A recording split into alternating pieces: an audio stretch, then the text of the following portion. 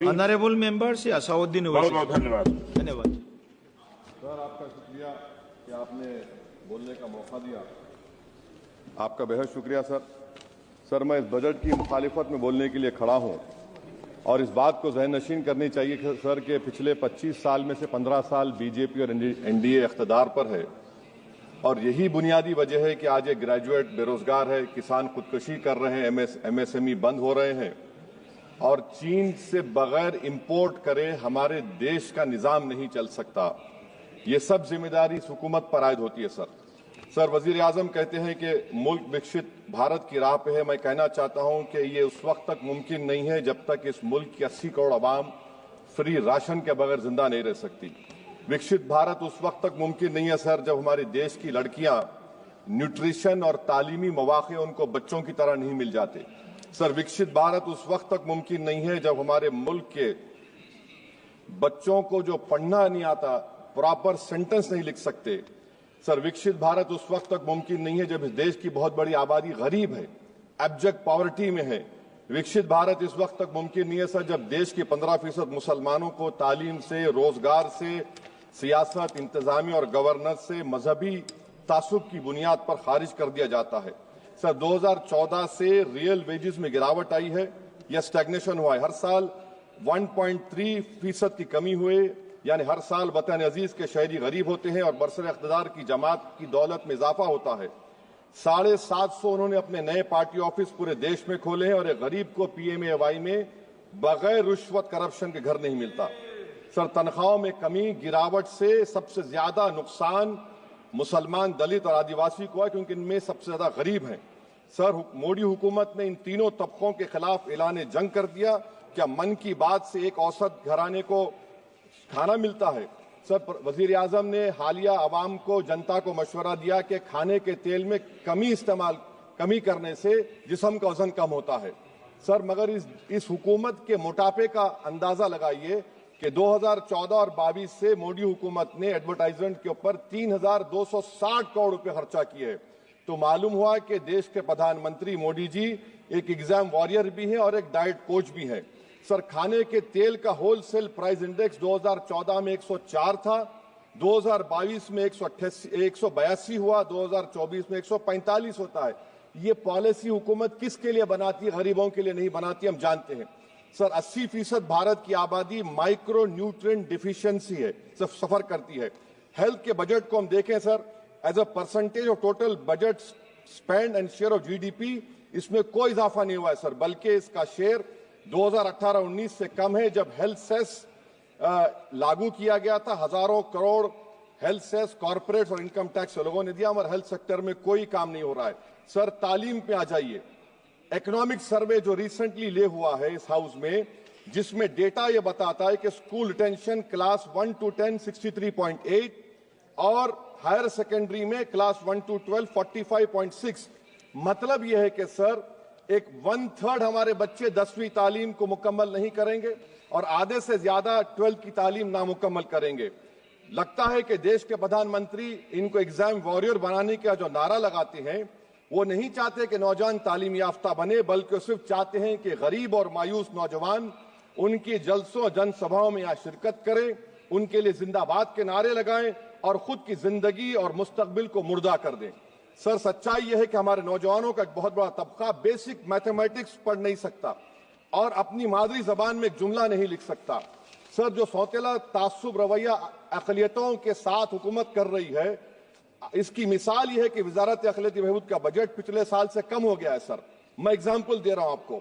जो pre matric, post matric, MANF, free coaching, interest subsidy education loan है, allocation for education empowerment में जबरदस्त कमी आई है। सर, पिछले साल 1575 करोड़ था सर, इस साल 678 करोड़ कर दिया गया है। सर, सेंट्रल सेक्टर की जो स्कीम्स है जिसमें education, empowerment, skill development, PM विकास है, 2024 में 2120 करोड़ में से सिर्फ 770 खर्चा किए गए सर। 2025-26 में उसको 1237 करोड़ कर दिया गया। सर, ये सरकार अक़लियतों को और खास तौर से मुसलमानों को मुकम्मल नजरअंदाज कर दी गई है। प्री मैट्रिक स्कॉलरशिप सर, पिछले साल 326 करोड़ में से 90 करोड़ रुपए खर्चा किए गए। पोस्ट मैट्रिक में इस साल 65% कमी कर दी गई, सिर्फ 413 करोड़। मेरिट कम मीन सर 33 करोड़ से 7 करोड़ कर दिया गया है। कौमी वक्फ बोर्ड तरक्याती स्कीम, शहरी विकास संपत्ति सर 2023-24 में 17 करोड़ में 8 करोड़ दिए गए, 1 करोड़ खर्चा हुआ। 2024 में 16 करोड़ सिर्फ 3 करोड़ रुपए दिए गए। इस साल 13 करोड़ रुपए दिए गए हैं। तो इससे अंदाजा होता है कि हुकूमत वक्फ की जायदादों को आमदनी का जरिया नहीं बनाना चाहती, उसको बर्बाद और खत्म करना चाहती है। सर स्किल डेवलपमेंट में हमारी दोहर उस्ताद नई मंजिल बिल्कुल खत्म करके रख दिया। अब टेक्सटाइल इंडस्ट्री बर्बादी के दहाने पे आ गई सर। 2016 तक भारत में सबसे ज्यादा रेडीमेड गारमेंट्स हम एक्सपोर्ट करते थे, आज उसमें 14% कमी आई, बांग्लादेश हमसे आगे चला गया। सर मैं एक मिसाल दे रहा हूं, मालेगांव में पावरलूम इंडस्ट्री में जो रोजगार देते हैं, ना उस पावरलूम इंडस्ट्री के लिए ना उसमें लेबरर के लिए कुछ बजट में रखा गया है। RODTEP, ROSCTL में एक्सपोर्ट प्रमोशन की पॉलिसी नहीं बनाई गई। ग्रुप इंश्योरेंस और GIS को क्यों बंद किया गया इन पावरलूम इंडस्ट्री के लिए? और फिर सर PLI स्कीम के बहुत बड़े दावे किए जाते हैं। ये PLI स्कीम प्रो कॉर्पोरेट है, जबकि इसको प्रो माइक्रो होना चाहिए था। मालेगांव की पावरलूम इंडस्ट्री के लिए इंफ्रास्ट्रक्चर डेवलपमेंट है। ये तासुब और सौतेला सुलूक मालेगांव पावरलूम और इंडस्ट्री से कब तक चलेगा? सर डेडलाइन, मोदी जी ये गवर्नमेंट डेडलाइन देती है। मेक इन इंडिया का वादा था सर, 100 मिलियन जॉब्स, 12 से 14% ग्रोथ। हकीकत क्या है सर? सिर्फ 6% ग्रोथ है। मैन्युफैक्चरिंग एम्प्लॉयमेंट में सर 12.6 2011-12 में था, वो गिरकर 11.4 हो गया 2022-23 में।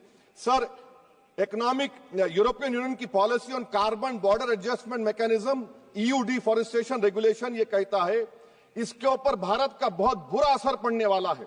इकोनॉमिक सर्वे ये कहता है कि 9.5 बिलियन एक्सपोर्ट्स में कमी आएगी। क्या पॉलिसी है सरकार की?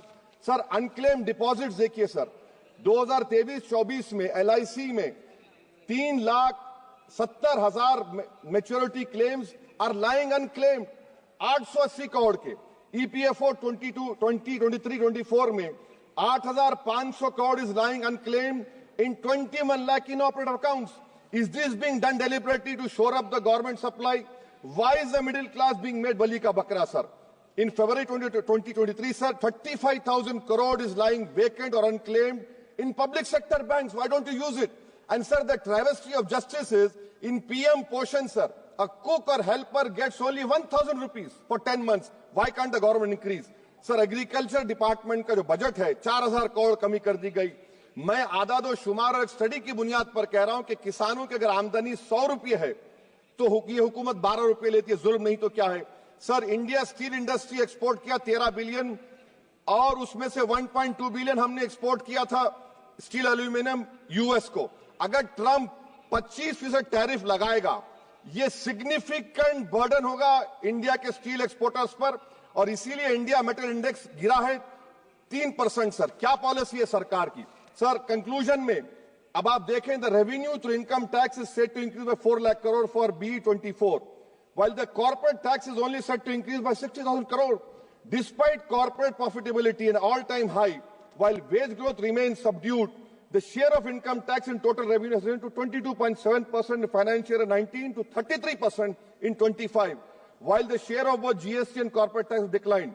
This means that it is still the individual taxpayers paying income tax that is funding the government, while corporation get an easy ride, sir. In conclusion, sir, the state I come from, Telangana से मैं आता हूं, तेलंगाना की आवाम ने 8 MP BJP को दिए।